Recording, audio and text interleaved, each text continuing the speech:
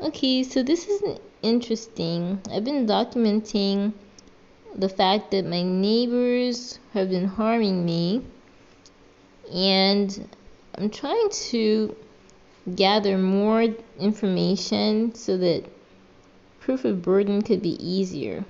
So here I was trying to figure out how my neighbors were communicating, because they were organizing persons from the Raleigh area, and they had them coming and driving up and down the street and disturbing the peace of the neighborhood, parking along the side of my driveway, parking in front of the neighbor's house when she wasn't even there, jumping out, spraying fragrance all over my property or pesticides, and attracting bugs to my home.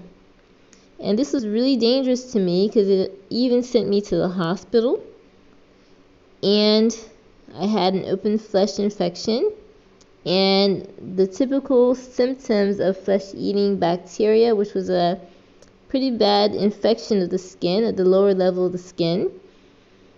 And these people started doing that to me when I started working on my home's curb appeal. In order to continue progressing towards harming me, they decided to have an all-out confrontation after months of the bugs to let me know who they were, and they started banging on my outside AC unit, which stopped running completely. Then they let me know they were harming me by putting fumes through my home. Strangely, the neighbor of 7332 offered to have her husband or boyfriend remove leaves from my home. He did so from the roof of the home, but then he opened the baseboards on the roof, the planks on the roof, jumped in, and then he came through my attic, dropped downstairs one night as I was sleeping.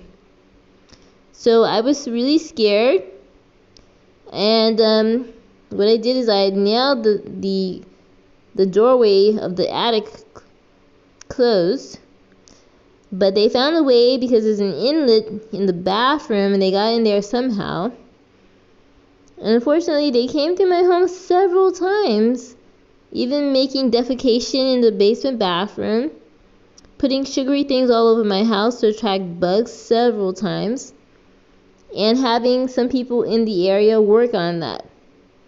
And I did say something wrong, but it wasn't wrong. It was something factual, because they kept bothering me. So I alluded to the fact that slavery was not something that just harmed one race. It harmed everyone.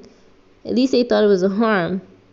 But it affected everyone, because everyone's related at this point. If you're white, you have black relatives, vice versa.